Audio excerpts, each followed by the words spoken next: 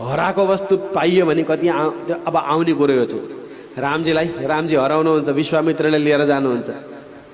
अहिलेसम्म लिएर जानु भएको छैन। यही विश्वामित्रजीले रामजीलाई लिएर जानुहुन्छ, सीता समेत लिएर आउनुहुन्छ। त्यो हराएर गएको वस्तुलाई प्राप्त गर्दाखेरि जति आनन्द भएको हुन्छ मलाई, राम हराएर भेटाएँ भने त्यति नै आनन्द हजुर आउँदाखेरि मलाई भएको छ। यथा हर्षो महोदये, धर्मशास्त्रमा अर्धोदय काल, महोदय काल भनेर ती कालहरूमा दान गर्नु, पुण्य गर्नु भनेर धर्मशास्त्रले बताएका छन्। अर्धोदय काल हो भनेर पात्रमा लेखा हुन्छ अर्धोदय भनेर। महोदय काल चाहिँ के हो, ऋषिहरूले आफ्नो आफ्नो इच्छा अनुसार छोडिदिनु भएको छ महोदय भनेर। कसैले 10 लाख रुपियाँ चिठा पर्यो भने त्यही हो कसैको लागि महोदय काल। कसैले सन्तान पाए, घरमा नाति नातिना पायो भने त्यही हो महोदय काल कसैको लागि।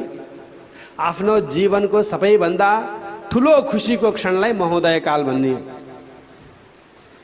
ठुलो सौभाग्य आएको, योभन्दा ठुलो सौभाग्य अब जीवनमा आउँदैन भने पनि त्यो सौभाग्यको दिनलाई के भन्ने अरे, त्यो महोदय काल अरे। त्यसमा धेरै दान पुण्य खुब गर्नु अरे।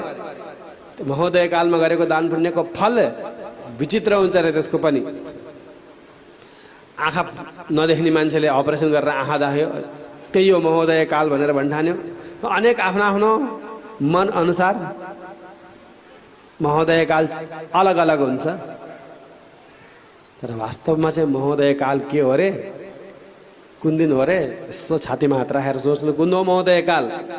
छोरी पाएको दिन महोदय काल होइन, एसई पास गरेका दिन पनि महोदय काल होइन, डाक्टर बने इन्जिनियर बने दिन पनि महोदय काल होइन। ठुलो महोदय काल भने के हो रे, आचार्य रामानुज सम्बन्ध भेटेको दिन महोदय काल हो। त्योभन्दा अर्को ठुलो महोदय काल छैन। सद्गुरुको सम्बन्ध भेटाएको दिन त्यही हो सबैभन्दा ठुलो महोदय काल भनेको। मलाई त्यस्तै परमानन्द भएको छ हजुर आएको। स्वागतम ते महामुने। सत्य बोल्नु भएको महाराज दशरथले, झुटो बोल्नु भएको होइन, बोल्नलाई बोलेको होइन। मनमा जे भाव छ त्यही बोल्नुभयो, सत्य बोल्नुभयो। सत्यनिष्ठ हुनुहुन्छ नि, सत्यको लागि प्राणै त्याग्नु भएको महाराज हो नि। कञ्चते परमं कामं करोमि किमु हर्षितः पात्रभूतोऽसि मे ब्रह्मन् दिष्ट्या प्राप्तोऽसि मानद। जन्म जन्मको सौभाग्यले हजुरलाई मैले अतिथिको रूपमा प्राप्त गरेको छु। म के गरौँ हजुरलाई, कसो गरौँ। अद्य मे सफलम जन्म, म जन्मनेकै आज सफल भयो अरे। जीवितम च सुजीवितम, मैले जीवन धारण गरेको आज सफल भयो।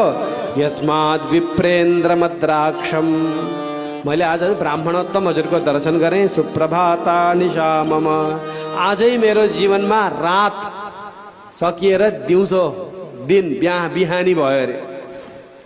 आजैको रात, आजैको बिहानी मात्रै बिहानी हो, हजुरलाई देख्न पाएँ भनेर यति अद्भुत वर्णन पो गर्दै हुनुहुन्छ महाराज दशरथ। भागवतको, महाभागवतको दर्शन पाएपछि यसै गरी चिन्तन ल्याउनु अरे, यसै गरी वर्णन गर्नु अरे। के गरौँ हजुरको, म के सेवा गरौँ। हृदयलाई सुख हुने अति उत्तम महाराज दशरथका वचनलाई सुनेर परम ऋषि परमं जगाम हर्षम, परमानन्दलाई प्राप्त गर्नुभयो विश्वामित्रजीले।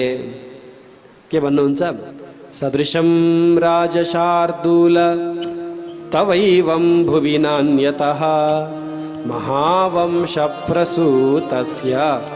वसिष्ठव्यपदेशिनः। सदृश अति उत्तम हो, तिमीले जस्तो यसरी कल्य अरूले बोल्न सक्छ र। हे दशरथ, तिमी कस्तो कुलमा उत्पन्न भएका। भगवान वामनले बलिलाई जसो भन्नुभयो, विश्वामित्रजीले त्यसै भन्ने हुनुहुन्छ महाराज दशरथलाई। सदृशम, अर्काको